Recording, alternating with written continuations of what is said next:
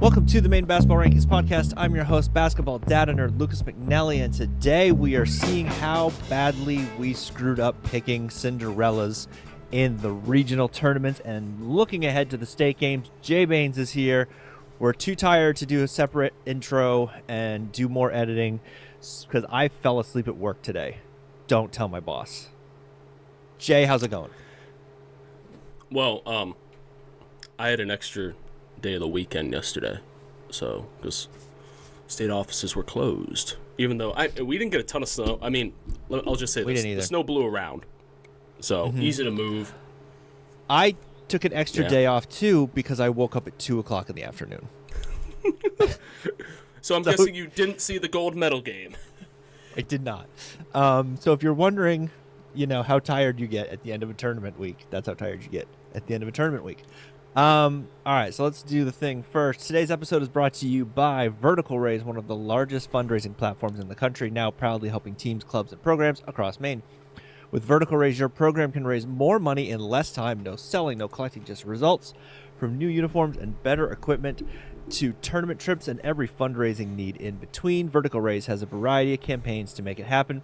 Your main reps, Christie and DChase, are both coaches who know what it takes to run a great program in any sport, club, or grade level, and they understand how important fundraising is to make it happen. Schedule a call or email today, now that you've got a little more time on your hands, most of you, and see how Vertical Raise can take your fundraising to the next level. Of course, you might not have time on your hands if you are still playing. So we have 20 teams left, and if you don't remember, what we did is we did every year, we go through and we pick each region a Cinderella. Can't pick the favorite, can't pick your team. And how many people gave you grief for not picking them or for picking them?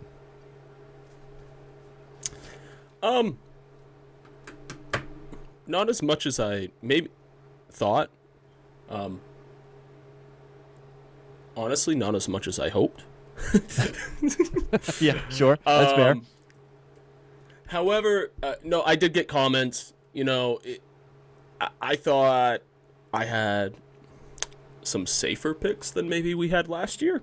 I will say my two super dogs cashed. They so did. Thank you to the folks in Howland in the Reed Field adjacent area. So we'll keep tabs there. It was very chalky. Let's be honest. I think we there was a lot of counted chalk. Of the regional finals. I think 1, 2. Is that it? Only 3 1 seeds didn't make a regional final. So, and that's across the tournament that, I think we all thought maybe isn't as competitive as years past. I think at the end of the week I'm going to say yes compared to the data. Quarterfinal margin of victory was over 20. Semifinal was about 13. Regional finals was almost 16. So there were only overall 43 upsets per seeding. But almost 32% of the games were within single digits. So it's tough to say. A lot of those blowouts, I will say, if you break it down by class, a lot of S. A lot of S. Particularly S quarterfinals. The S quarterfinals were rough. But we expected that with a thinner field, just in the class in general. The 1-8, it was going to be what it is. So whenever I keep telling people this, is that we don't have enough teams for 5 classes. We need like 145-ish to really do 5 classes right, and we've got like 125-ish. So whoever has the short region is going to have bad quarterfinals. Yeah, and I know, and of course, it's always, overreaction, in the interim, and it's like, well, should it be one region? Probably. Maybe. I think, and I've always said this, the solution to classification is consolidation. That would fix a lot of these problems. I'm not saying that schools or towns shouldn't have their own schools. That's up to you. But, of the ones that are most likely to consolidate, if you kind of do the math, and things actually kind of work out a little bit better. But at the same time, if you did that, we could probably go to 4 classes. So I think ABC, great.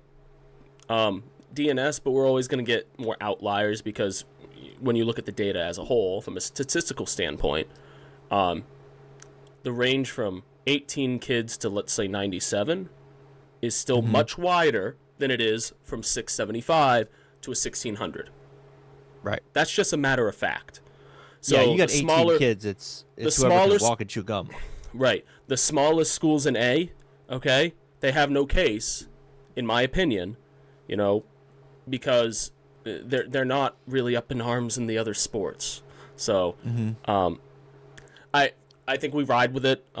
Overall, it was weird. I'm Bangor centric, so like the B finals were all KVAC. So we're like, oh man, they moved these schools down to B, and I'm like, we need to get away from the up and down, moved up and down, because it last year and this year aren't the same. Okay, you look at a Coney, Gardner, Lawrence, they moved down to B. Well, they really moved from the second biggest class to the second biggest class, and it was renamed. Caribou. Right. Okay, they were in the third biggest class. Penobscot Valley, they were in the fourth biggest class. And if anything, with the Penobscot Valley, they were one of the small, if not the smallest school in Class C last year. But now they're in a range from the smallest. Yeah, now they're in a range from 100 to 225, and they're still one of the smaller schools. So it's all about optics. I think it's semantics. So I just didn't like to. Well, they dropped down to C. Not really. I mean, they moved to C. I think that's. It is weird when you go from B to C and you're the defending champions. Yeah. That's a weird look. I think the solution here is promotion and relegation, and I think it's as simple as getting like a committee in a room and going, yeah, these guys are going to be pretty bad, so we could drop them down, and these guys are going to be pretty good, and they'll be just fine. Like the Spruce Mountain girls would have been just fine in B South. I mean, they might not have beaten Oceanside, but they would have been competitive. They would have been a top 4 seed. Well, let me ask this question. Had we kept last year's system and last year's class structure, would Spruce Mountain and Oceanside be in that B South final? Yeah, probably. Yeah. Well, Biddeford. Okay, well, but then again, Biddeford probably wouldn't have been eligible for relegation with the couple of seasons that they had. Yeah. Okay. Biddeford and that's the only... Okay, Biddeford moved up to A. You can say Biddeford moved double up to A because they went from Tier 3 to Tier 1. But it's all semantics. Next year we don't have to deal with it. Okay? And we don't have to deal with the fact of, like, who's a defending regional champion. Like, well, they won a regional championship last year. You just got to be careful. Next year we can go back to normal. Hooray. Something like that. All right. So let's go through our picks. Let's do girls first. Sure. I wrote them down. All right, so let's start with S South. We both picked Vinyl Haven. At any point, did you think that was going to work? No, because Valley's still there. Right. I mean, it's just pick one. I mean, honestly, I hate to say it, but, that was, other than maybe the Mattanocket girls, that was probably the one, those two S South boys and girls, you knew what was going to happen. And the data kind of shows it. So, and I watched that quarter, and Valley, like, the only thing they did really was they put Liana Hartwell back in to get a triple double because she needed 1 assist, and so she went in and just kept passing the ball to people until someone made a shot, and then they took her out, which I am always in favor of 100% of the time. Go get your triple double. Yep. That's what we have. That's what we keep stats for. All right, so this is where. So we went 0 for, right? We went 0 for there, yeah. So S North, I'm assuming I'm looking at the right thing because we were going back and forth between boys and girls because I wasn't paying attention. But then I think we just did it for S. So you had Katahdin and I had Ashland. Okay. And I don't think either of those hit. Did they? They didn't hit, but Ashland won a game. Katahdin won 2. All right. So we did okay. So Ashland was a 5 seed. They won 1 game, so you get 5. Okay. I had Vinyl Haven Vinyl Haven did win a game. Okay. So, and then I had Katahdin, who's a 2 seed, for two wins. That's 4 points. Right. Vinyl Haven, we both had Vinyl Haven. So they both won a game, so we each get 3 points. Okay. Yeah. Nice. And just looking forward, to the state final on Friday, or Saturday, I should say. Wisdom still has, Ava Lerman. their work. They still have Ava Lerman, but they also still have their work cut out for them. Now, it's not just Ava Lerman. I was really impressed with Kelsey Daigle inside for them. Okay. They have, they only go about 6 deep. Whether or not can it be a Hartwell versus Lerman type thing, and they both go for 40 to start the day on Saturday? Do it. That'd be awesome. Hartwell will probably go for a triple-double before she goes for 40, but yeah. Right. But it's just like it's still, I would guess, because you haven't told me what the model says, I'm guessing Valley by 14. Okay, I'll bring it up. Okay, so the caveat is, with the way the model does the math, it for some reason always has a really low line for Valley, and I haven't figured out why, and I think it might just be a Class S thing. Okay. So it has Valley by 4.5. Okay. And 57% of the time. So it's what it does is it comes up with a percentage, and then based on how many points that those teams score and give up, it comes up with a line. So sometimes I think what happens is Valley plays a lot of teams that don't score any points, so the line is lower, as opposed to, say, a Coney Gardner boys game, right, with the same percentage. So, for example, let me if I just look here real quick. So Spruce Mountain girls, they had roughly a similar percentage. Do they? No, maybe not. I don't know.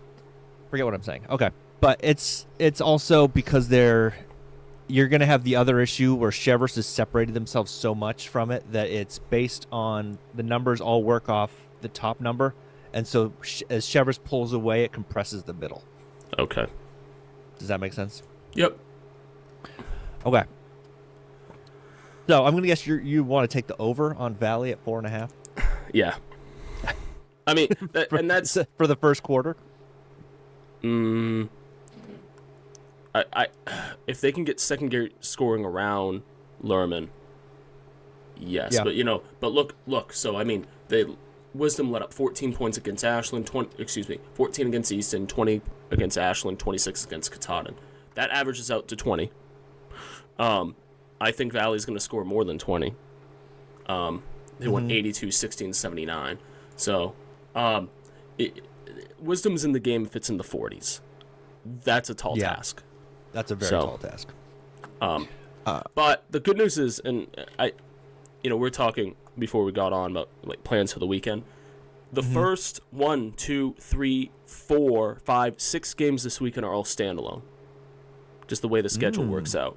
So the B games, there's nothing else going against it. S and the D games. Once the D games wrap up, A girls get a little bit of a window because C girls don't start till 7. So there's a little bit of an offset there. They're still kind of running against each other, but not too much. But that gives all these kids a chance to kind of shine on their own, which is really, really cool. More importantly, probably for those smaller schools, the smaller communities, to have a chance. So I heard, and this might be talking out of school, I heard a proposal, and I don't know if it was a proposal or if it was just dudes talking at halftime. Have the S tournament be on Friday. Give the small schools the spotlight. Yeah. Which I really like. I think I endorse that wholeheartedly. Yeah, and I think it was a little weird because the Cross Center is booked for Saturday. Everything was supposed to be Saturday. Supposed to be S and B on Saturday in Bangor. Cross Center's not available. They shifted S down to Augusta. So I don't know if that, you'd still have games going on at the same time. Right. And no standalones. But I like the standalone. Yeah. It's fun. I like the Friday community. Night. It's a community vibe. Yeah. I think we've gotten used to either those A's or B's on Friday night too. So yeah, but S would be pretty cool. True. All right, D South. D South girls, you had Karabeck, and I had OOB. Okay. D South. I had Karabeck. You had Karabeck, and I had Old Orchard Beach. Okay, well, neither did anything, so... Did they both lose in the first round? Yep. Well, that's disappointing. Yeah, I know. Oh, Karabeck lost to their... Upset by their rival, Madison. All right, well, then we'll move on to D North. Mount Abram came out of that bracket, by the way. They did. In the North, you had Penobscot Valley, so look at you. And that was your super dog. And I had Machias, who got pretty far, who got to the regional final. So we both did well there. Yep, so I had PVHS. You did very well. 4, that's 12 points. 4 seed, 3 wins. You had and Machias. I will reiterate that I did make it very clear that I believed in Penobscot Valley, but that you took them first. And in the spirit of competition, we shouldn't have both taken Vinyl Haven. That was stupid. Yep. We didn't know what we were doing. We still don't. But that's very fair. All right, so that sets up a final of Penobscot Valley and Mount Abram.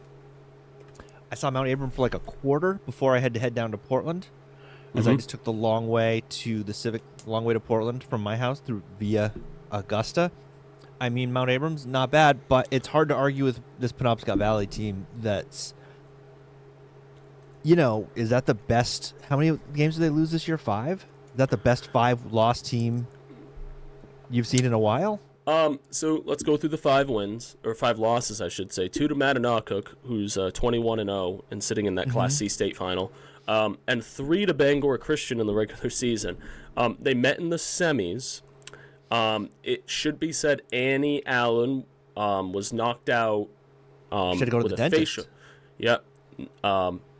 With a facial injury and did not return in that semifinal. And Penobscot Valley won by 15. So, it wasn't like a Jack Hughes, situation where you had teeth knocked out by a stick and then, scores 2 minutes into overtime to win a gold medal. But it's a little different because hockey players are stupid, generally. Well, it's a gold medal game. It's true. No, she's but a sophomore. It's not like she's a senior. Right. If you look at that Penobscot, they lost by like 9 points, 10 points, or 7 points. It was not, they were not uncompetitive games. The third time they met, Moulton was held scoreless. That wasn't going to happen again. Right. Timely shots. It's an experienced team with Moulton and Cummings and Raymond. McKenna, Ireland, 8th grader, had a great tournament. Was really impressive. Smallest girl on the floor. And they're just going to lock you down, defensively. It was, you look at a 52-37 game in like that semifinal, and you look at that and you're like, I don't think the score was indicative of how much action was in that game.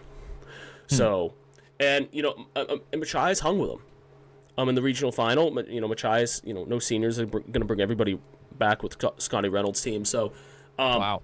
But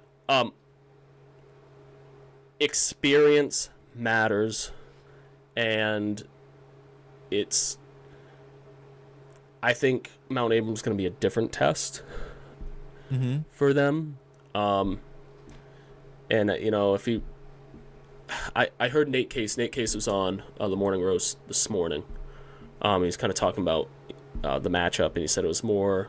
He brought up Calais as a team that was similar.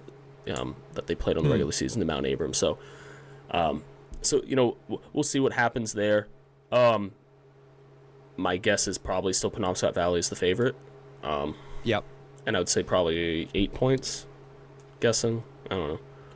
I'm trying to bring up Mount Abram in the media guide here with the updated numbers because I'm wondering how much they score a game. Because you're going to have to be able to score. Right, to hang with them? Yeah. So, they had 73. Penobscot Valley had 73 in the quarterfinal against Southern Aroostook, 52 and then 53 points. So, they are second in D South in scoring at 52.05. Okay, so probably a low 50s, I would guess. Mm-hmm. In a competitive game, I would say. Yeah. Okay, so the model has Penobscot Valley by 6.5. No, I said 7. Okay. I'll take that. You going to take Penobscot Valley? Yeah. Are we just picking against the spread? Let's just do it. Sure. Why not? I think I'll take Penobscot Valley, too, because I still believe in them. Regardless, and in this situation, we don't have to go on opposite sides. And the girls, and this is no discredit to Mount Abram, those girls know how to win. They've already won one gold ball this year. Mm-hmm. So, Yeah. All right, moving on to C South. You had Maranacook, and I had Wells. And Spruce won the whole thing. They were the favorites. So, we couldn't win there. But Wells made it to the regional final. So you got 6 points, 3 seed times 2. I get 2 points for the Maranacook win. Mm-hmm. But Spruce is still Spruce. So, right. Then on the north side, you had... Who'd you have? I had Caribou. You had Caribou, and I had Foxcroft. Okay. I mean, still not bad. Oh, wow. I did well. I did well in Class C girls. Look at that. So you get 6 points with the 3 seed times 2. I get 5 points for the mild 5/4 upset. And that was in overtime, Caribou over Dexter. Really cool story. A couple really cool stories with Caribou that, of note. Bryn Hamilton missed last year due to illness. She was back this year. She hit 2 crucial free throws in overtime to kind of put the game away. And it's kind of just a full circle moment. Another full circle moment in the semifinal. I can't remember if under a minute ago, under 30 seconds ago, I think it might have been Madden who actually took time out. They got the opportunity to put Liv Adams in for Caribou, who missed the whole season with the ACL. They set something up, get her a bucket. They did something similar in senior night, but she scored the last 2 points of the season for Caribou. She was a huge contributor in last year's state championship team. So really, really nice moment. I wish there were more people in the building to see that, because this was the last game of the day on Thursday. Kudos to Madanacook and Coach House and company. For kind of helping orchestrate that for her and that Caribou team. And they're still young. They'll lose Adams, but and Hamilton graduates as well. But that Caribou team, it's still Caribou basketball. They're going to be here a couple years ago. Corrigan's only going to be a junior next year. So will Hiltley Bell and company. So so they'll be fun to watch. Madanacook, I mean, it's when you have 3 players 6 foot plus. And you're getting great play from you might consider it to be the third one. Not Sear, not House, but Chloe De La Cruz had a great tournament, had a great semifinal against Caribou. They're the real deal. First regional title for MA. She's a finalist for Miss Basketball. Right. Yeah, that's hard to do out of C North. Right, and we're Sear we're talking about. Sear. Addie Sear. So, they have the pieces there. I don't know how much size Spruce Mountain has, but it could be the probably one of the more, I would say, top 3 competitive games of the weekend. Wow, they don't have a ton of size, but they have experience playing against size. Okay.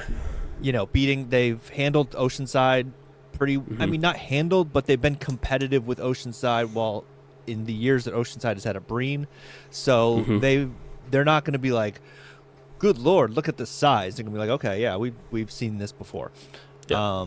And it's hard for me to believe that they don't have a gold ball yet, because they got so close against Ellsworth, and they're still upset about it. I happen to know for a fact. Okay, so are you ready for this line? I'm going to say MA by 3. No. Really? It is MA by 0.00105. So as close to a toss-up as you could get. Okay. Okay. I had to expand that out. Remember when I said there could be a top 3 game of the weekend? I would like to change that to game of the weekend. What do you think the stacks index is for that? 1 billion. It's 92.2. That's awesome. Oh, we're going to miss it. We're going to be in Portland at that point. Yeah. I hope it snows and things get changed. Watch it be a 40-point game. Nah, it won't be. Could be in the 40s. Who do you like in this pick'em? Watch it go overtime, and then how insufferable I am if it goes overtime. Well, if it goes overtime, a 7 o'clock game, that's going to be like 8:30-ish. It will be about third quarter of the A-boys game. So we're just going to be all huddling around TVs at the table. There'll be a TV up. That's what we did. We watched... After the A games, we watched the 2 buzzer beaters, the Fort Kent buzzer beater and the Miranda buzzer beater at the table. Just a bunch of us huddled around going, my God. Yeah. No, but I think it would be funny as, you have the Maine campaign back and forth in Portland, following the action, and there's just a mob of people around like one computer watching. There will be. Yeah. There would be. Yeah, because it always gets like that. It's like during timeouts, people are just sort of huddling over and just yell over to Joel and Joe Russo to call timeout. We want to, like, guys, there's 3 seconds left. Side out. Call timeout. Okay, that's not a bad idea. Okay, so in a tournament situation like this, I mean, they've got at the hockey rink, they've got the big board. They could put the game up on the big board. I think what they should do. I'll talk to Nick. We should think there should be a thing if the other game's going to go to like down to the final seconds. Why don't we call timeout? Official timeout. Or even better. Gold ball, red zone. I like this. Gold ball, red zone is a great idea. And then they can just put it up on the board. Yeah. Stat cast. I love this idea. That's a great idea. I think we should pause the game on the floor for a potential buzzer beater. Mm-hmm. Or why don't we just, accidentally dump some water? Jason Kidd style. Yes. They can't tee us up. They probably could. Now, I was responsible for a water delay this year. Did I tell you this? No. We did band seniors at halftime, and apparently the roses were dripping. So, like, 2 minutes into the third quarter, we had to get a towel. It's like, why is there water on the floor? And I'm like, oops. I blame the kids. Yeah. Yep.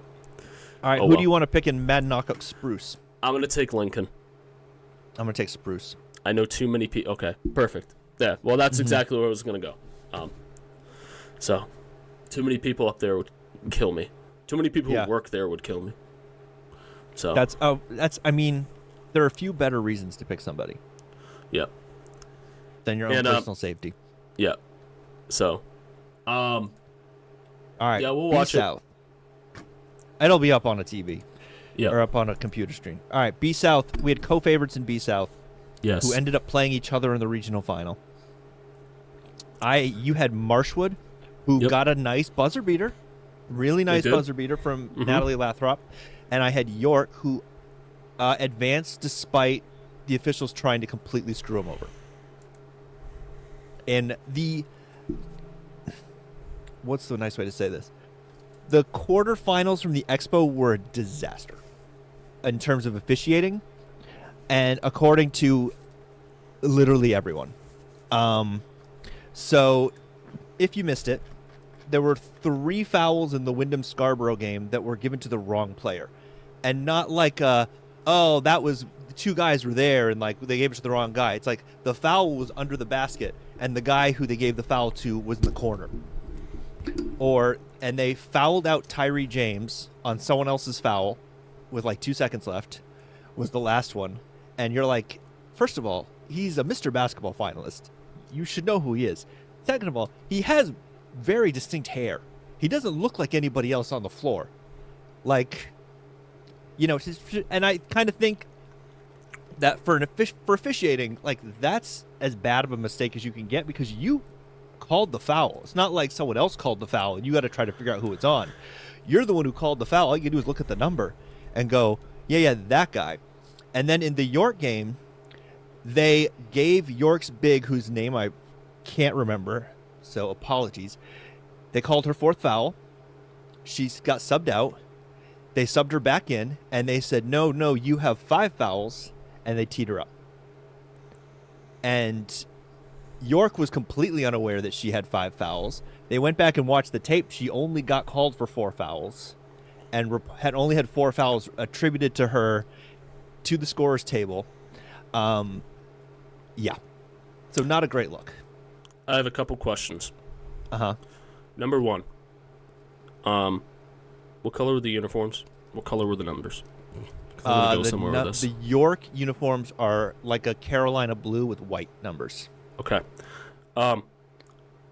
She also does not have a number. She doesn't have a number similar to anyone else. Okay. Like Wells has these jerseys where the numbers are really compact and like the 4 and the 5 look the same at a glance, or like those pine tree uniforms. Yeah. So a couple notes. Dark uniforms should have white numbers, and white uniforms should have dark numbers. So just avoid that issue. Second, tournament venues. Get the personal fouls on the damn scoreboard. They can't at the Expo. They can't use the stat things? No, the Celtics own this.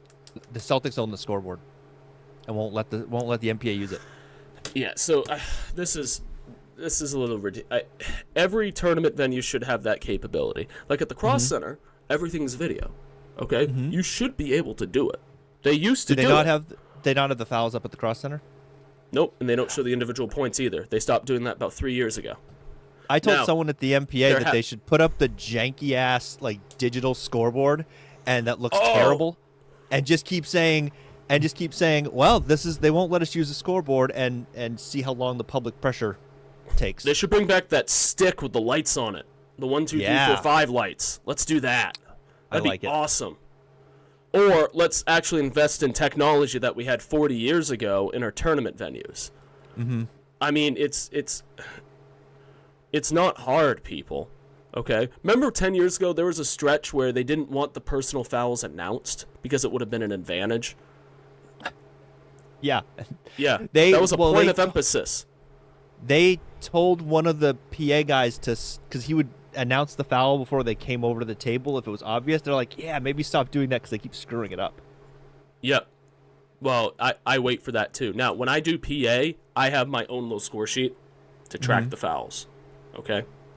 Just so I can go, I wait for the number, and, very, very simple. Foul number 3, old-time foul number 3, Ethan Clausen, his first, team's third. I mean, sorry, Ethan, but, it happens. And stuff like that. So, yeah. It's and the other thing, if we're talking about announcements, this goes to everybody. 0 is a number. Number 0. It's not wearing 0. Blah, blah, blah. No, number 0. 0 is a real number, literally classified as a real number, okay? And it represents the absence of value. 0 is a number. If you don't think it's right, you are wrong. Okay? It is literally defined as a real number. What are you saying about people who wear number 0? Do they not have any value? Yeah, that's what I'm saying. And I'm pretty sure on your roster sheets, it says in that column, the header is number. And the first number is going to be 0. And it literally says number 0. 0 is a number. My brother wore number 0, and there were some games where he did not provide any value. Well, see, he once shot the ball in the wrong hoop. Wow. Maybe that should count as negative. Instead of giving points to the other team, let's take 2 points away. We lost by 4 that game. There it is. Yep. No, 0 is a real number representing an empty quantity. Okay? That is a factual definition. So if you refuse to say number 0, you are wrong. End of story. All right. Now, double 0, right. I don't know. I don't know about that either. That's a mascot. All right. How many points do we get for this one? I get 5 for Marshwood, And you get 3 for York. Okay. Okay, and then in the North, are we on B? We're on B, right? Yeah. Yeah, B North. So in the North, you had MDI, Whoops. and I had Lawrence. Yeah. Yeah, you win. There's 9 points for you. That's pretty good. 3 seed going the whole way. Yeah, and it's not a surprise. You Right. know, it's they had a little bit of a scare. Ellsworth hung with them in the semifinal, in a game I did not see. But, you know, and then, you know, Provost and Scholes. Am I saying that right? Scholes? I believe thought it was so. Shores. Shores. I should get that right. But, I need Mandel to call. I need phone a Mandel friend. to correct us. Yeah. I can pull up the story. This was the Matty Provost moment. We knew it was going to happen. Matty Provost, you know, kind of redemption tour. It sets up a rare third meeting in a state final, which is a lot of fun. And they split even better. They split. And won I think the game they were going both overtime. Yeah, and they're both super close. I think the largest margin was 9 or something, but it was like 70-61. Okay, so I also want to get your take on the MVP voting in B South girls, and then subsequently B South boys. So Oceanside shoots 62% from 3 in the title game. Which, have you ever seen a team lose shooting 62% from 3? I don't know what we shot my sophomore year in the semifinal against Edward Little, but we hit 12 threes and lost by 5. But I don't know that's what what we they shot. hit. They hit 12. They were 12 of 19. Wow. It was nuts. Anyway, so then Granite Gloucester's Abby Steele scored 33 points in the losing effort, and they gave her the MVP, even though she was that was her best game by far. And I thought she was not their best player the other 2 games. And then so then you've got Renee Ripley there, who had a fantastic tournament. You got Olivia Breen, and you don't give it to either one of them. You give it to someone who scored 33 points in a game that was, what was that, a 15-point game? 68-51. 68-51. Was never really that close. So then, in the boys' game, which was much closer, Mason Wynn, who was the best player in the tournament, scored 30 points in a game that came down to the final seconds, but they didn't give it to him. Same voters. Who are the voters? As some old dudes. Is it the committee? But it's like some committee, yeah. But it's not I don't think it's the basketball committee. It's some other group of people. I don't know. But it just seems weird to me that you would both, like, I can understand the logic behind both votes, but I don't understand the logic of the votes in tandem. Right? Why are we handing out MVP? We don't do this in Bangor. We don't hand out tournament MVPs. Oh, you don't? Okay. The BDN does, but I didn't even see that. Oh. This year. All right. Yeah, they were in Augusta, it must be the committee. They always have, what's the Al Halliday Award or something like that. Yeah, it's named after somebody. And yeah. I just thought it was strange. Yeah, you mentioned that, I'm like... Like, I just don't understand the internal logic. Like, if you want to give it to the person who scored 30 points in a losing effort and drag their team to the final, then okay, great. If you want to give it to the best player on the winning team, okay, great. But pick one. Yeah. Do the same thing in each one. And I think you should. I thought Renee Ripley should have won it. I didn't think it was that debatable. I've heard people are not happy with my opinion that Renee Ripley should have won it. I thought she controlled that every game in that tournament, and she didn't do a ton in the final because they didn't need her to. They had their 4th and 5th options shooting 90% from the field. You don't really need your point guard to do a whole lot when you're up that much. But I thought she was fantastic the entire tournament, and I was just flabbergasted that she didn't win it, and let alone that it went to someone on the team that didn't win the tournament. That's just my rant. I'll say this. And now they've made me say nice things about Oceanside. Yeah, I guess the award itself, I could take it or leave it. I mean, yeah. So, It's just weird. But I don't know. It's just weird. It's just a thing where like that sort of inconsistency always like bugs me. Right. And they like, what are we doing here? You know? Mm-hmm. All right, so moving on. The line here is Oceanside by 5. Okay. I naturally I think Chevers covers. No, excuse Chevers. Lawrence. Wow. Yikes. Lawrence. Yeah. Yeah. Someone's been prepping for A. Getting a little ahead of myself. I'm excited. I liked that Oceanside team when I saw them in the state final. 2 years ago? 2 years ago. It's a lot of the same people. A lot of the same people. A different Breen kid, but and no who's or who's Mackey. Who's his Mackey? graduate? No, the Mackey's older still there. Mackey. The younger Mackey is there. She Younger injured Mackey's still herself. She hurt her elbow in the quarterfinal and was questionable but she played in the semifinals. Okay. And the final. Do you think Lawrence? Yeah. Yeah, at 5. You know, they're a little team of destiny, you know? I mean, that's nothing against Oceanside. They got mad at me last year when I didn't pick them. Well, because you had a relative on the team? That's true. If this was lower, if this was 2, yeah, I would probably take Oceanside, but I just think this has the potential to be a final possession game. Right. Yeah, I feel that. Oceanside's won the last 2 state games in Bangor they've played in, so right. You know, yeah, I think it'll be closer than 5. And I would probably say the same thing if it was the model said Lawrence by 5. Yeah, agreed. You know, I think that's a field goal game. Yeah, if it's football, if we're talking football, you know, that's who's got the ball. It might be who has the ball last. Yeah, I'm thinking high 50s, low 60s. You know, yeah, points, but not hectic. You know, no. I wouldn't say no. Anything They're too of that skilled. Sort. Yeah. All right, so let's move on to A South. You had South Portland. I had Biddeford as my lock, which almost worked because Biddeford had a lead. So the narrative at the Expo was that if you had a 10-point lead, you were screwed.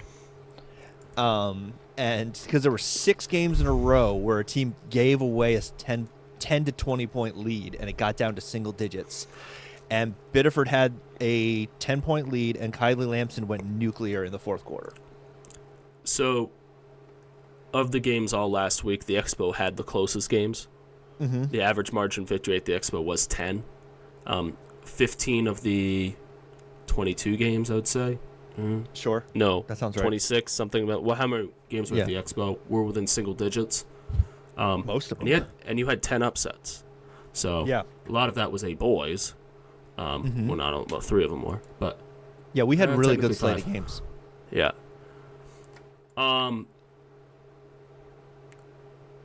Chevres, it starts with Lamson, you know, but it's beyond that. You know, Jordan, who pulled down, 9 rebounds a game in the tournament. Yeah. She was great. Yeah. Yeah, so, you know, they score 47, 45, 46 points. So, I mean, mid-40s. Mm-hmm. Against some really good defenses. I mean, the Biddeford defense is ferocious. They played against South Portland? Yes? Yes, in the final. In the final, right. And they're terrific defensively. Like, they worked pretty hard to get those points. Mm-hmm. On the other side of the bracket is a shocker of a result? Yeah. Well, based on the first 2 meetings that Hamden had with Camden Hills, I was surprised to see them in the game. Mm-hmm. I thought Camden was a bad matchup for the Broncos. Mm-hmm. I think they probably gave, Nick Winchester seemed probably the most issues of any potential matchup. And I don't remember what they were down by. It doesn't really matter. And then, Hamden holds Mount Ararat to 26 points in the regional final. That's the score that might be the score that surprised me the most in the tournament. Well, maybe not the most, because Scarborough beating Wyndham was a massive surprise. Right. But it's not just that like Hamden beat Mount Ararat, which was a surprise, but that they held Mount Ararat to 26 points. I was like, what happened there? Like how? Because I've seen Mount Ararat like put up 80 on a good York team, or maybe high 70s. It was a lot of points though, and they just had so many weapons. I'm like, I don't know how you shut all of that down, but they did it. So everything with Hamden goes through Grace Labrie. Mm-hmm. She averaged 2 points in the tournament, but it's inside. Kick it out. I hate the term shorten the game, but if Hamden's going to keep this competitive, it's going to be in the low 30s, and they're going to have to value possessions and shorten the game. Nick Winchester isn't afraid to necessarily go a little nuclear on the defensive end to prevent that. I think back in 2019 where they played an undefeated Skowhegan team. They went down 10-0. He switches to a 2-3 zone, and Skowhegan's just like, what do we do? And they win by 4. It was like 32-28. It was just something nasty. Yeah. A little bit of that. Hamden, I think, was down 6-0 to start in that regional final. And then go on a 33-20 run to win. But, it's going to have to be in the low 30s. It has to be, and not necessarily a rock fight, but it's like just deny every opportunity. Because, Lamson's going to get, 18, 20 points? If you can contain her to 12, and I don't know. My guess is probably it's going to say Chevrolet by about 7. But the models really liked Hamden. Mm-hmm. So I will point out that Biddeford tried to do that, and Lamson scored 26. Okay. When Hamden just really hasn't. Hamden shot really well, like right after the new year. Okay, they were just completely unconscious. Okay, they really haven't had that since Labrie was out a couple games with concussion protocol, and they really just haven't really gotten that offensive rhythm. Even that last regular season game against Bangor was like 34-33. So, if Hamden can hit the 3 ball and can kind of find that perimeter shot, not 4 shots, but how good is their perimeter defense?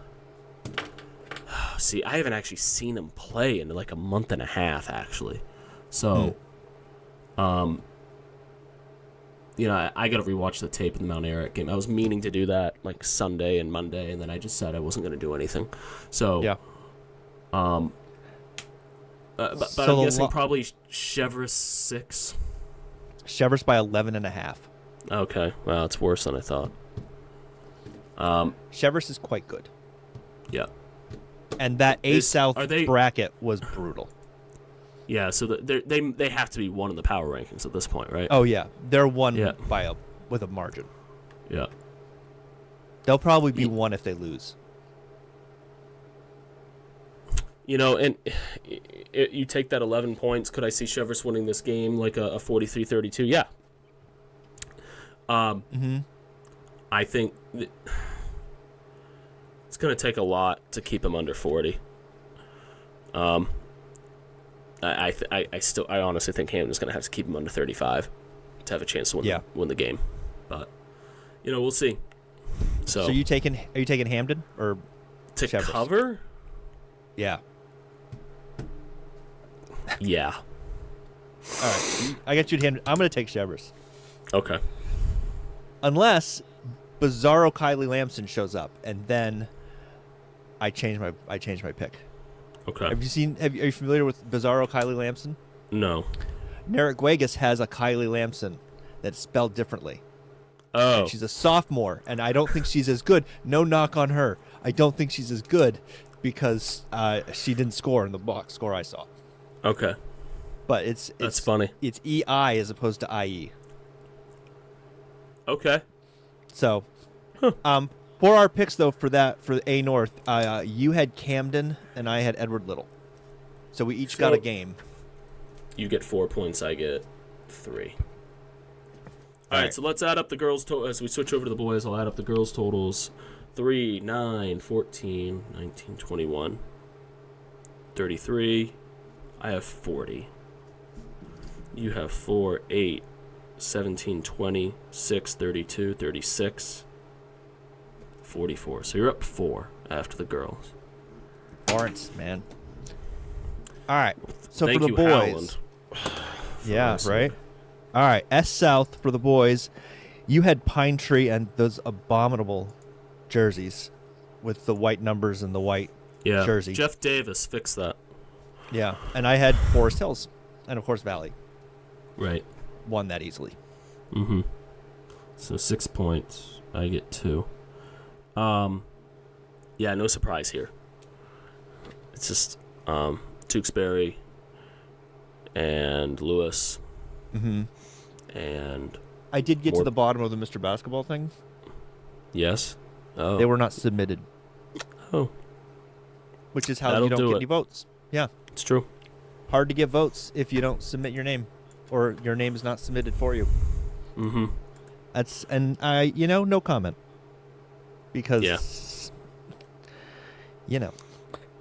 so they are going to play Easton, who we both picked. Awesome. So look at that. Look at us. You're still up 8 right now, but yeah. Easton has Mason Pelletier. He is the cousin of Quinn Pelletier. Sure. He is. That's. Can we get a Pelletier family tree? Is that possible? Carmichael, get on that for us. Thank you. Yeah, Easton. I need a Pelletier family tree. I mean, it's like got to be crazy. So Easton, 83-35 win over Wisdom, a 72-42 win over a Katahdin team, and then probably the most impressive, they were 12-6 coming into the tournament. Jonesport Beals was the 1 seed coming in at 11-7, so just some funky heel point stuff there. Easton is your classic county small school basketball team. They are fun to watch. Heavy guard play. Pelletier kind of facilitates a lot of that. But he had the second highest efficiency rating for the tournament in the whole state, boys and girls. Wow.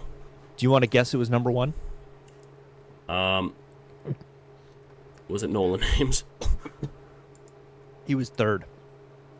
What? Yeah, in Class A. He was 3rd in A? No, he was 3rd overall. Oh. Like, among S, D, everybody. Boys and girls. Number 1 was Leanna Hartwell at 37. Oh, well, yeah. Okay. That'll do it. Then Pelletier at 35 and a third, and then Nolan Ames at 30. Wow.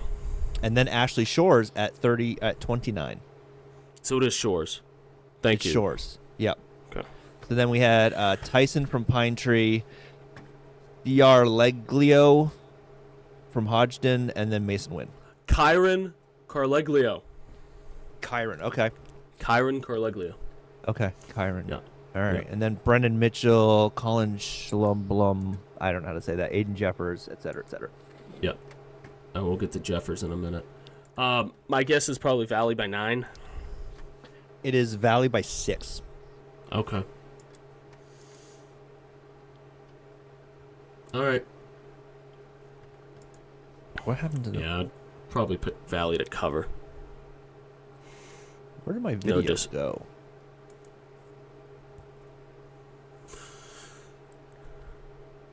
I've completely lost the videos portion of this. Oh. Okay. Oh, well. All right. I've done a thing where I've moved over to a different screen on my Mac somehow. But you can't see us? I can't see you at all. Huh. Wait, there you are. I I found it. I can see you. Okay. I found you. It does the thing the Mac will do where you're like off on another window or something and you have to like swipe over. Nope. It's a whole thing. All right, so Valley by 6. What do you think? Valley? You got Valley or? I said 9, Easton? so I think All right. Valley would cover. But it could be a pull away foul shot type thing in the end. I'm gonna take Easton. Good for you. Easton to get it to like 4. Okay. It's weird because it's either a one possession game. There's not a lot of wiggle room here. It's like either a one possession game or it stretches Valley to 10. by Valley by 15. Yeah. Yeah. So not a lot of games end in that 6-7 point range. All right. But yeah, I'm saying definitely mid 60s. Probably first to 63 wins ish. Yeah. If they can slow down Pelletier, then Yeah. if Pelletier goes off, then anything. I want everyone to go off. Everyone go off. Go nuts. Yeah. All right, boys. D South. You had Monmouth. I had Madison. Okay. Did we get anything there? Monmouth won it. So right. I get So, yeah. 6. You get Madison a 3 seed for 1 win. That's 3. So I've cut the lead to 5. Also, Monmouth's uniforms. Terrible. Awful. Oh my gosh. Oh. Everyone should get a technical foul. It's not the kids' fault, but tee up all the kids. Mm-hmm. We don't have to deal with that on Saturday. They're wearing white. Unless they have Thank the white goodness. on white, in which then I wear don't your think they do, 'cause JV uniforms. They do say. I will say that they have some really nice warm-up jackets. That's got I like an did see 80s those. vibe to those. Yeah. To them. I'm not a fan of the striped pants, but I liked the warm-up jackets. Speaking of warm-up jackets, you'll like this. Hold on. Abram had nice warm-up jackets. It was like a hoodie, like a light hoodie with no sleeves. Oh, that is nice. I'm going to wear this the rest of the pod. It's like John Duke took over. Yeah. This is for you. This is for you, John. And I apologize for the house shorts. I hope I have very simple philosophy. I don't wear pants at home, so I just wear shorts. Hey, your home is warmer than mine. Yeah. Forgot I had this. To be honest with you.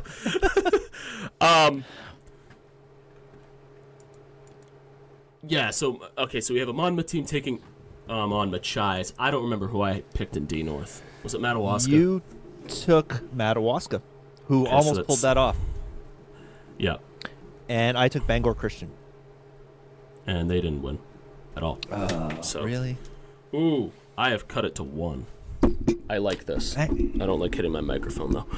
Bangor Christian, what are you doing to me?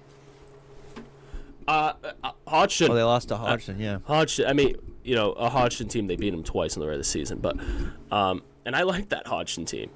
I really did with, Carliglio, Oliver, Henderson. Mm-hmm. Yeah, I mean, they gave Machias all they can handle in the semi. Machias didn't really play well in that semifinal. I think Chad Fitzsimmons said they played like a bunch of 5th graders in one quote that I saw. And that was awesome. But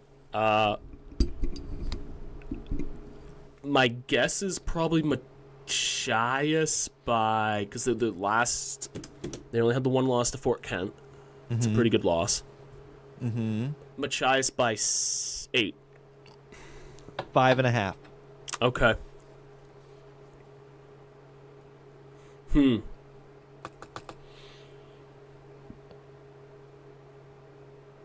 Yeah, it's tricky. I take him to cover. I'll take him to cover.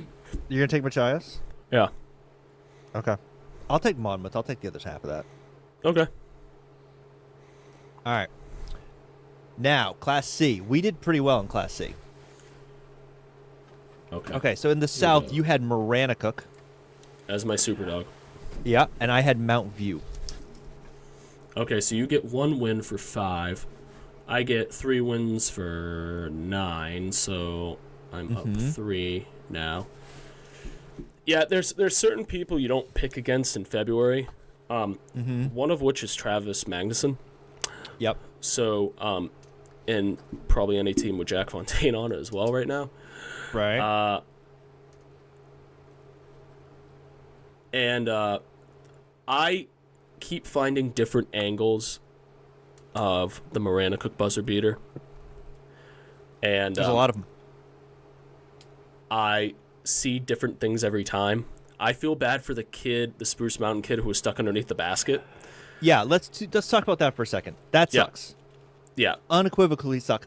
I don't think anyone, I know a lot of people I know some people at both of these schools. I know, probably more Spruce Mountain people than Miranda Cook people, but whatever. Like, that sucks that happened, and I don't think anyone was kicking a kid while he was down or anything like that. Like, who would do that, first of all? And second of all, there's like 800 cameras on you for that. But this is also why when earlier this year, someone got mad at me for not criticizing the Erskine coach when the kids stormed the court. He was yelling at him to get off and screaming at him and trying to get him off the floor. I was like, yeah, bad things happen when the kids storm the floor because people get knocked over.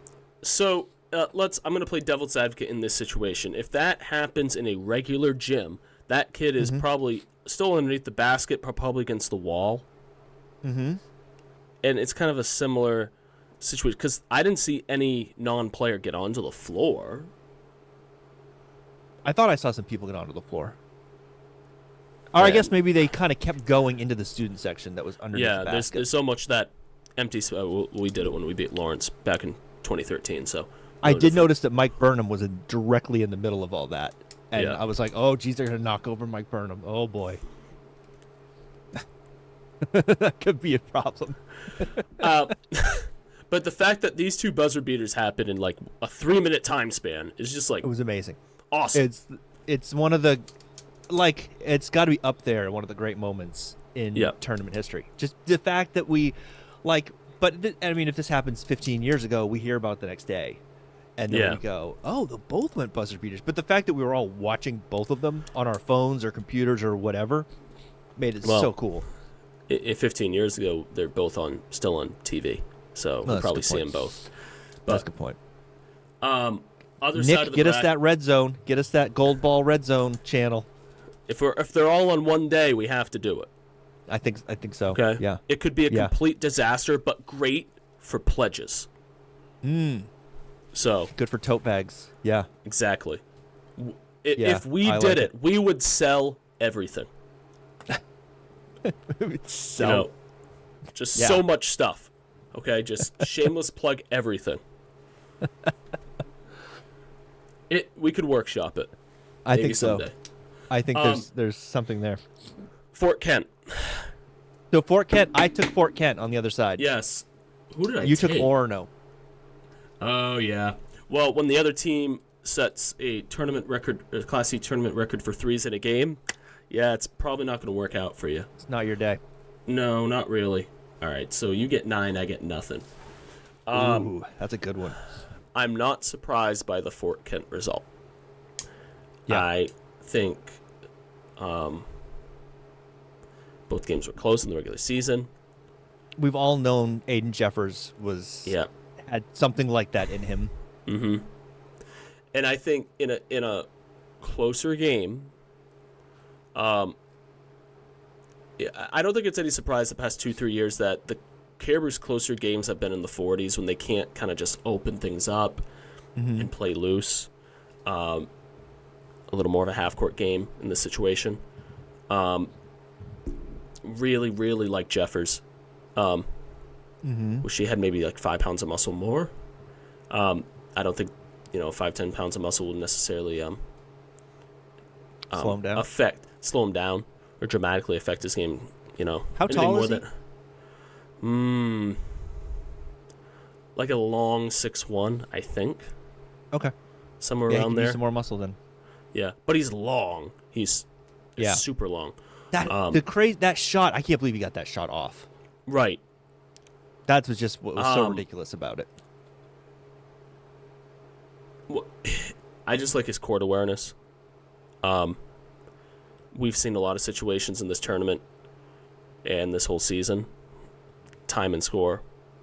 Kids just have no concept. Neither do the adults sometimes. Yeah. So, I was not in the building for this, and I feel like I really missed out. So, Fort Kent's first regional title.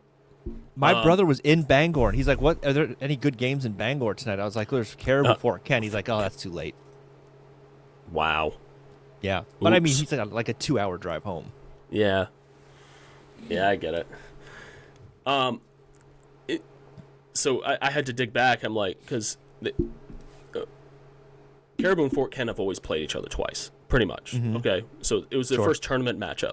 They only spent like about 4 years when they were both in B, and they were A up until when Fort Kent dropped early 80s. But Fort Kent really has a lot of basketball prestige or tradition. So I found an article. The first year they made the tournament was in 1971. So, wow. And it was a whole big deal for them.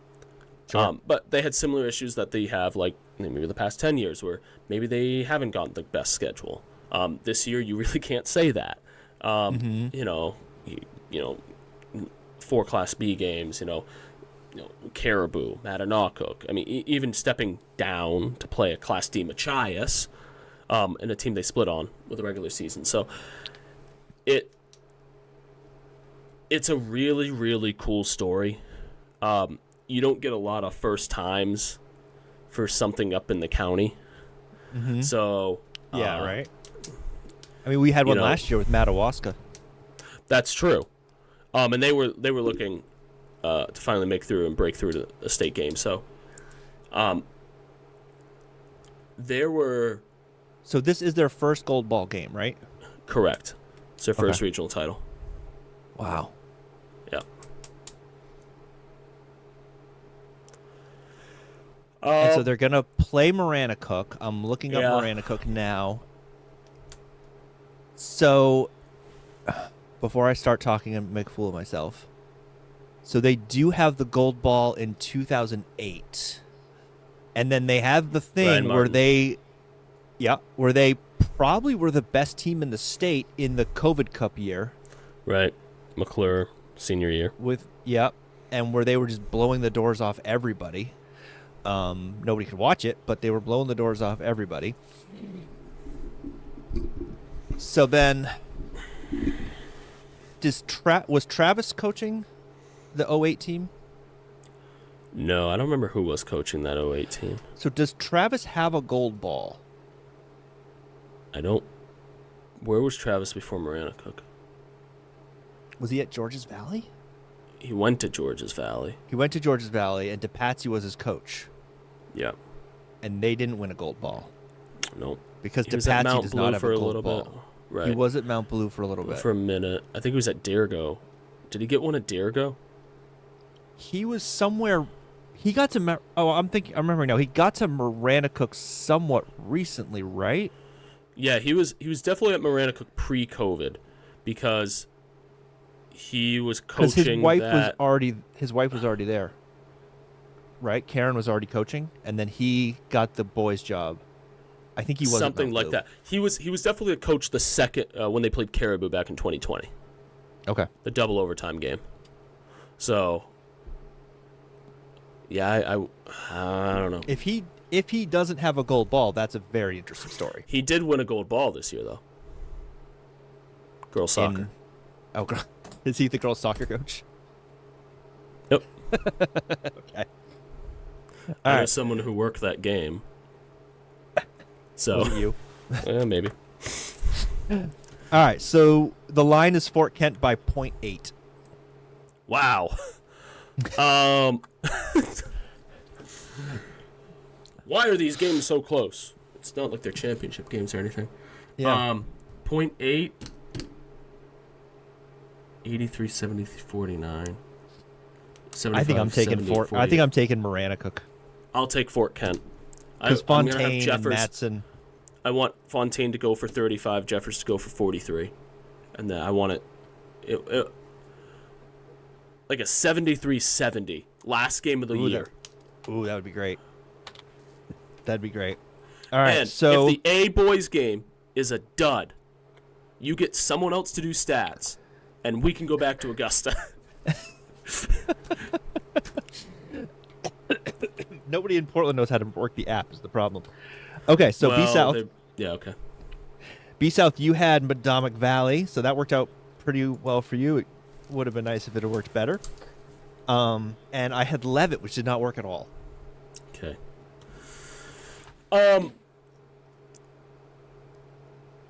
Yeah, I felt bad for you. I felt bad for DePatsy. Mm-hmm. I don't know anything about Yarmouth. You could not have made a better application for a Peter Webb All-Star than that play. Because this is my pet peeve, and people are going to say, oh, he's a Madomic homer, blah, blah, blah. But I think you could attest that I have complained about this type of call maybe 100 times. And probably even when it has benefited Madomic. The situation where, so in the game situation, there's 5 seconds left. Madomic is down 3. Yarmouth has the ball. So obviously you need a pretty long shot, steal or turnover, and then you hit a 3 to send to overtime. Not impossible. Not likely. Maybe that's a 6% chance, something like that.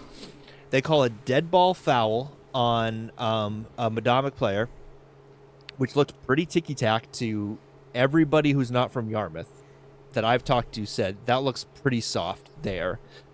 They get 2 free throws. Now it's a 5-point game with 5 seconds left and the game's over. So any situation where you make a call that you don't have to make that takes someone's winning percent odds from any number to 0, I think is an atrocious crime against basketball. So, and you will get the Peter Webb All-Star label from me every time for that. And if you do it in a regional final against Madomic, you're definitely going to get it. So what was the largest margin fourth quarter? 12, I think. So they came back from 12 down. Weren't they down came like back 10, down like 15 down? Like last year they cut it to... Yeah. And they had just cut it to 3 on a 3 by Mason Wynn from like 4 feet behind the NBA line. Okay. So it would have been a crazy result if they had managed to force overtime. And this is not to take anything away from Yarmouth, who played awesome, and they peaked at the right time, and they absolutely deserve to win. But come on, let them inbound the ball and see what happens. Yeah. Let the tournament magic be the tournament magic. And they probably inbound the ball and get fouled and make the free throws, and the game's over anyway, but we at least get to do it for reals. Right. Or they could have done what they did in the Sanford game, where Sanford tried to foul, they didn't call it, and then Molly Puffer, who's awesome, by the way, next year, go find yourself at a Molly Puffer game. You'll be in awe. Mm-hmm. Has to extend her arm out to take the foul with like 3 seconds left. They call it an intentional foul because her arm's extended, and that ends the game. So those are my 2 votes for worst calls of the tournament from the Expo.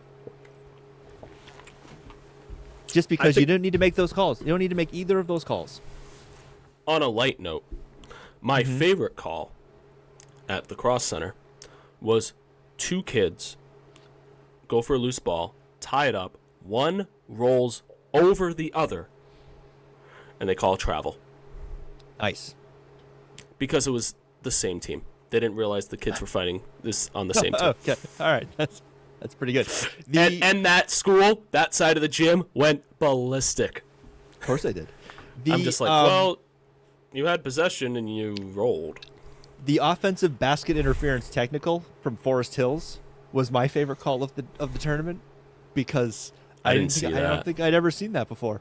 It was so Desjardins goes up for a layup, and as the ball's going through, the big guy who's trailing the play inexplicably grabs the rim as the ball's going through the rim on a layup, and you can just see the ref going, "What are you doing?" He teed him up because that's the easiest technical you'll ever call in your life. It's just like, no, that's a technical for being an idiot. What are you doing? All right. Oops. So On the other side, you had MDI, and I Nope. had Gardner. Oops. Who I will say that I don't root for many teams, although I do like Gardner. I've seen them a couple times. They're fun to watch, and They are fun to watch. And the model kicked out Gardner by 8 over Coney, and I had so many people at the expo go, "What is that number?" I'm like, I don't know, man. It's too late. It was too late last night for me to dig into that and see where that number came from. And then they won by 9, and I was not gonna lie, rooting for Gardner to win by 8. Yep. Because why not?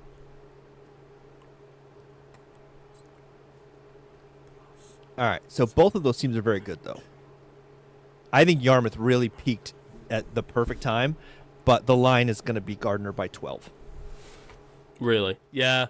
If you haven't seen Gardner play, I think this game's going to be a little bit more like that Coney game. The third Coney game, not the first one, the 97-90. Okay. The one in Bangor. Yeah, the regional final. The Yarmouth team that scored 63, 77, and 63. So we're looking high 60s. Mm-hmm. 68 points a game. Gardner went 62, 50 plus 80, 192 divided by 3 is 64 points a game. So, yeah, probably a first 65 wins. I'll take that in a state final. Yarmouth is pretty balanced. Ian Lawrence is really good. Mm-hmm. So they've got some Ornellius. I don't know how to pronounce their last names. I'm too tired. But yeah, they could put a scare in you. But Gardner, I wondered if the 97-90 game was a fluke, but it doesn't seem like it. No. And I did see film on that, and it's not like it just flowed. It did, and everything was falling. It was so much fun to watch. I was like underneath the basket for that, just doing some video, and it was just like, wow, this game is fun. Yeah, I will advocate. I want to touch upon replay. Is this because we're talking about Coney? Yes. So, a couple notes on replay. I think the expectation that they have to go to the monitor on a made shot at the buzzer, even though it is so egregiously good or bad one way or the other, is not good for the game. I think you put officials in a situation where they feel like they have to go to the monitor, or they're going to fail their assessment and not advance to the next round, because that's how this works, people. Do they have to go to the monitor, or do they want to go to the monitor? And it's a little bit of camera time. It's I don't think drama. it's necessarily like that. I think it's the same, like, why did you not go to the monitor in this? I think there's a certain expectation set forth. I think if I were the ref, I would want to be 100% sure that I got it right. Because in real time, I would say 85% of these in real time, there's absolutely no reason to go to the monitor either which way. Right. Okay. Now, the most notable situation where, if you watch the footage at the end of the Coney-Ellsworth game with the angles available, they called it good on the floor, which is the right protocol, and they had nothing to overturn it because the ball, is here in front of the hand. Okay, and so they're blocked. So you don't know. Okay. Or whatever which way it was. You get the other angle, and you see the ball still in the hand. Now, think there should be the cameras behind the baskets at the tournament venue. They are static cameras. If anything, it will get a clearer shot with the clock, the red light, and the ball in hand, or out of hand. Having and that Maine multiple public angle, will have more angles. They will have that. So all they had in the tournament venues was the high cam and then maybe a low cam. But that's all you got. They had one at the table. They had like an automated thing at the table. Yeah. In Augusta, at least. It's not like you're manning these cameras. We run, for our regular season games, we run 4 cameras, 2 are static. That's on purpose. And we're not using replay for an official standpoint. So Also, Gardner's got a static camera at their gym that does replay. Yeah. Also, friendly reminder, don't look at the clock. It's the red light. The red light's official. If you see a digital readout that is not an analog or analog-ish, not analog, but you know what I mean, clock, like a scoreboard clock, it is always going to lag. Usually about a sixth of a second, 0.5, 2/10, okay? So it's like, well, the clock isn't, well, the shot clock is off from where, what the scoreboard says. I'm like, no, because that's the official time. It's like, well, it's not the official time because Maine doesn't use a shot clock. I'm like, that's still the official timer, okay? Yeah. And in the NBA and in college, the yellow time above the backboard is the official time, and the red, that's what they use. And in a buzzer beater in the NBA and college situation, I mean, yeah, they review end of shot clock situations, but not that much as like an end of a game situation. That's what they use. So just be aware of that, and it's always the red light. It's not the buzzer. Okay, if there's a red light, the red light's first. If there's no red light, it's the buzzer. So that's the rule. All right. Rant over. Who do you like, Gardner? It's actually 11.9 if you... I don't think they cover. You don't think they cover? That's too much. That is a lot. If you had 7 or 8, I take it. Gardner's ever won a gold ball. This is a rematch of 2012 at the auditorium. Yeah, so, I think I'm with you. And which was Aaron Tolman's senior year. That's right. I think Gardner can win this. Definitely can win this. They're favored by 11.9. But Yarmouth's pretty good. I think, this maybe is something like 6. Remember, Yarmouth cut a 10-point deficit with 3 minutes to go and beat Ellsworth 2 years ago. Or 4 years ago now. So. And I think they were down against Levitt and rallied in the quarterfinals. I think that was in that stretch of 6 games straight where people blew a 10-point lead. But they all kind of blend together. All right, let's move on to A South. And look, we're going to get this done in like an hour and a half. This is amazing. I know. So you had in A South, you had South Portland, which did not go well. Oops. And I had Chevrolet, which went better. A South was just what's the word I'm thinking of for that quarterfinals? Just chaos. A bloodbath. Yeah. Wyndham lost as the 1 seed, who I thought was going to win that region. I thought we were going to get a win. I thought we were going to get Tyree James versus Nolan Ames in a state title game, which would have been a lot of fun. You got half of that. Yeah, South Portland lost. And then Sanford was the only higher seed to win. But Portland's defense in this tournament has been incredible. Yeah. Like Loic, whose last name I don't know how to pronounce, and Benelson is just this big. He's like 6'7", got long arms. He like all of a sudden turned into Mutombo down there. And it's kind of crazy. And I wonder if Camden can score enough on that defense. And it should be noted, for unfortunate reasons, Portland didn't have, their full roster in the middle part of the season. So they might have been underseeded a little bit. They had to win a prelim to get there. So actually, the only team in the States played 22 games already. So Travis Lee had the question, and it was more of thinking out loud. Like, when was the last time a team had a prelim and went to a gold ball game? And I think my first thought year, and then he immediately said, not counting an open tournament year, because obviously. But my thought was Mount View. Yes, it was. When Mount View went on that run, when they were the easiest Cinderella pick in the world. Yep. But it doesn't happen very often. And then it probably happened in C when they had like 22 teams in C, and like the top 2 got a bye. Probably happened in there. To make a state game? Yeah. Or win one? I think it was to make. All right. I'll look it up either way. Or to win one, yeah. So anyway, Portland will play Camden Hills. You had Hamden. I had Brunswick. Do you have any thoughts on the Brunswick YouTube scandal?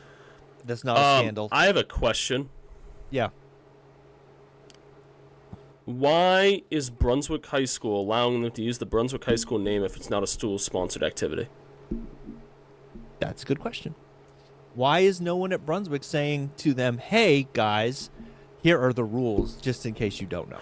So I don't like the idea is, they're just kids. Let them do what they want. No, broadcast, we act like this is a new thing with streaming.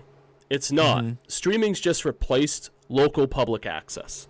Charlie Crockett's been doing this forever. Yeah.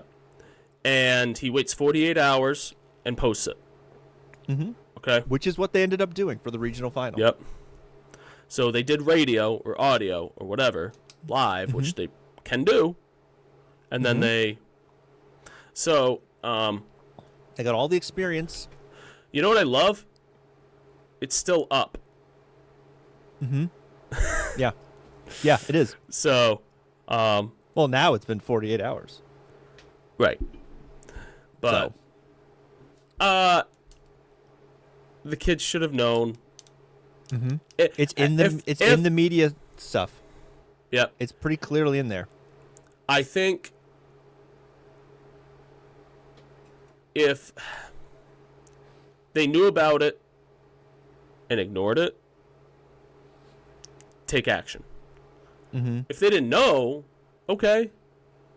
Yeah. But, Augusta's also one of those venues where I think anyone can just kind of get in and just start doing things and no one asks any questions. Yeah, because if they're up there where they were probably sitting, they probably look like the team doing their own huddle or whatever. Right. If it's just like an iPad on a tripod, there's probably two other ones of those of teams, doing their own thing, their own video. So yeah, it's unfortunate. The kids aren't that bad. No, either. I've watched some of those. Yeah, I've watched them early. I interacted with them a couple times, or at least once earlier in the year, because they had, I think it was around the dunk technicals, the Brunswick dunk technicals. Okay. And I think it's great that the kids are doing streaming, and then but I think people go, it's like, well, it's just the one team. I'm like, no, because, they're paying money for this exclusivity, and what if it's 15 different students, groups of students doing it, then all of a sudden the exclusivity is shot. Yeah. And, and then we don't maybe have anybody who wants to broadcast all the games, and because it costs quite a lot of money. Ethan Snow's not doing this for free out of the goodness of his heart. He's there all day, every day. This is a business. It's a business. They got to pay people to be there. They got to pay the broadcasters. They got to pay the people to run the cameras. Mm-hmm. They got to pay the guy to be the replay guy. That's a WHOU employee, I'm pretty sure, usually. And when Maine Public does these games, they're going to have trucks with crews of guys who are all there on a paycheck. Yeah. Because that is their job, and that is how they feed their children and pay their mortgage. Right. So it's unfortunate, but I think it could have been preventable. Yeah, someone at Brunswick goes, don't do that. You guys know you can't do that, right? Because I've told people that. I've been like, someone's like, I'm just going to go and stream this game. And I'm like, go live? Yeah. Yeah. Like, have you asked the AD? They're like, no, should I? I'm like, yeah. You got to ask the AD for this regular season game. Oh. Right. Oh, I didn't think of that. And I know the kids brought up, they're like, well, we've done girls hockey playoff games. It's like, well, hold on. For every other sport, pretty much, it's not MPA-controlled event unless it's a regional or state final. So it's totally different. Hockey semis usually are, and usually those... But I don't know streaming rights to that. NFHS. Oh, our favorite. Yeah. Ugh. Yeah. Ugh. So all right. So you had Hamden, I had Brunswick. So what does that get us for points? You get 6. Okay. I get 0. Okay. So you beat me by 23. Ooh. Nice. Yeah. So sorry for your loss. Thanks. Thanks. All right, so the line is Camden by 8.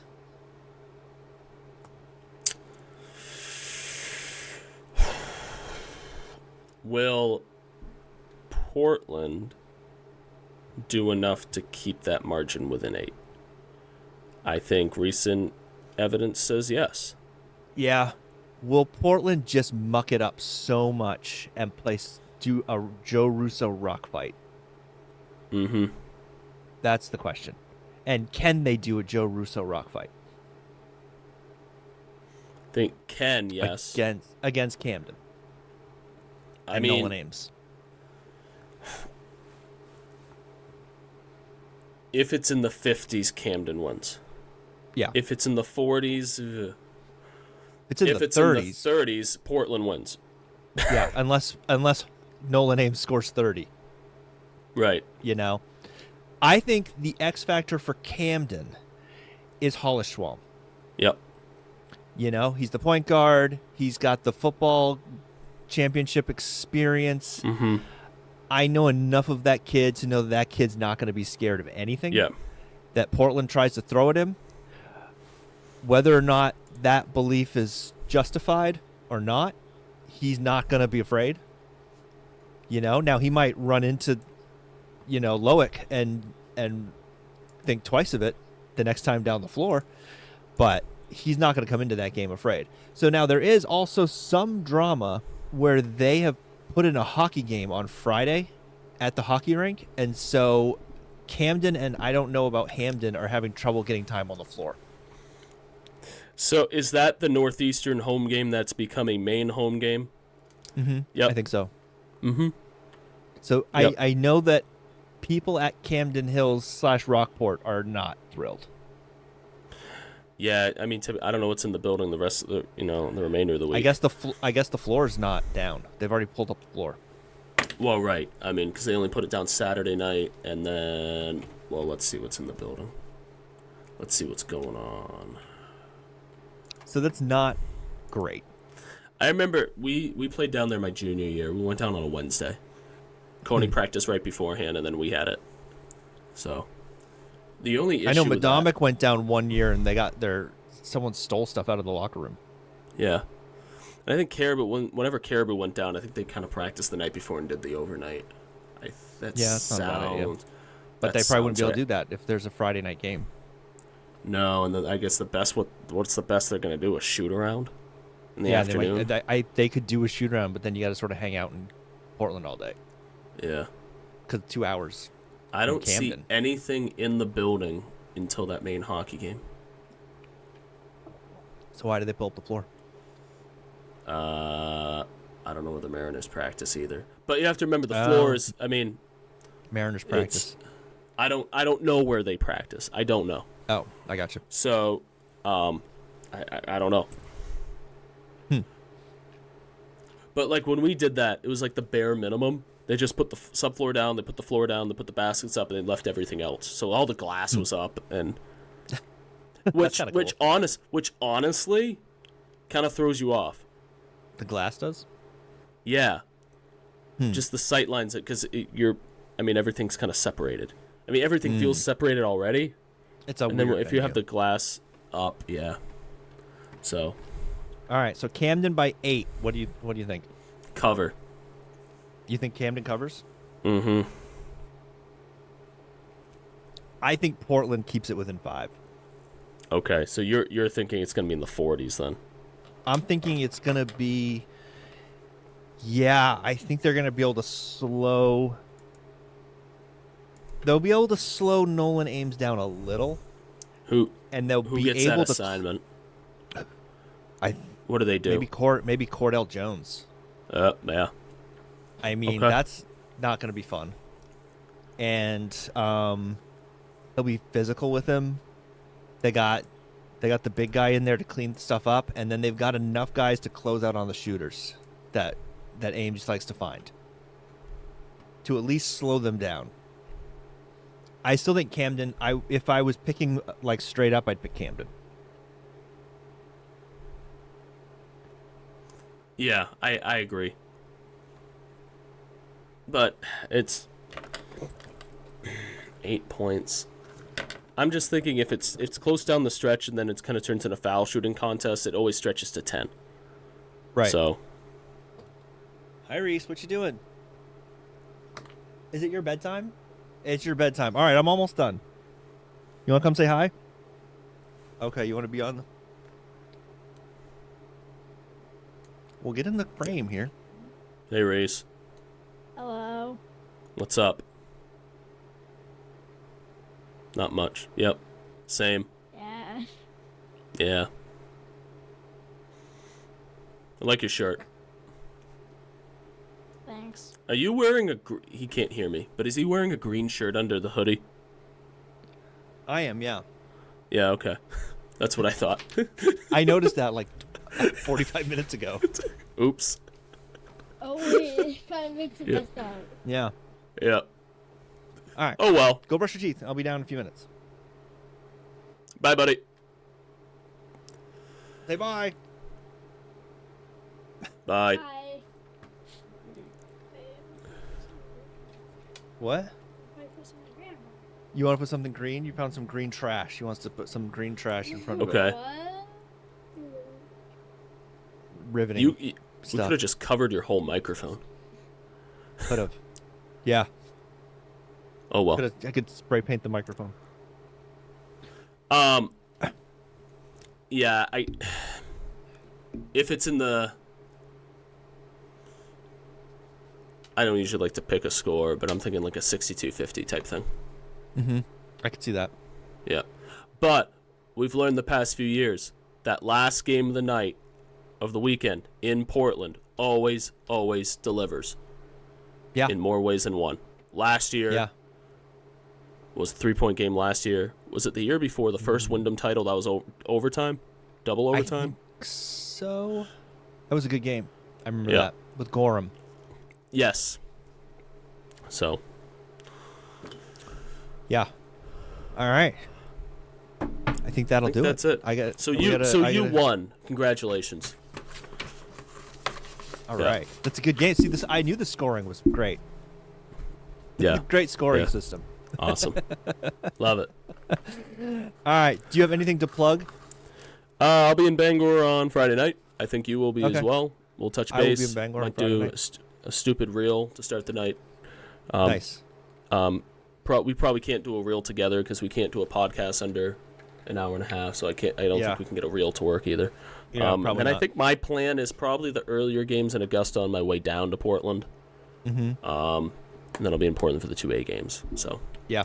and Those then will we'll be be good. done. And then I go to Florida on Monday. And then sleep. Yeah. Lots So- and lots of sleep. Yep. All right. Florida. And then we'll get things going. We need to bring back the bracket pool this year. That fell apart. Oh. We did that. Yeah. I like bracket pools. So, because I think the people in the Facebook group would have a grand old time with that. And mostly so we can all defeat Robert Long.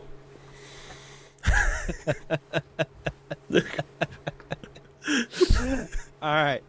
Yeah. This has been a production of Maine Basketball Rankings.com, your source for the most comprehensive coverage of Maine high school basketball from Ashland to York and everywhere in between. Reese, get back in the video if you're going to hang out. This podcast is available wherever you listen to podcasts and a bunch of places you don't. If you enjoy this, please leave a nice review because it really does help out with algorithms. Tell your friends, tell your enemies, tell your 9-year-old ginger. Thanks for watching. Enjoy the weekend.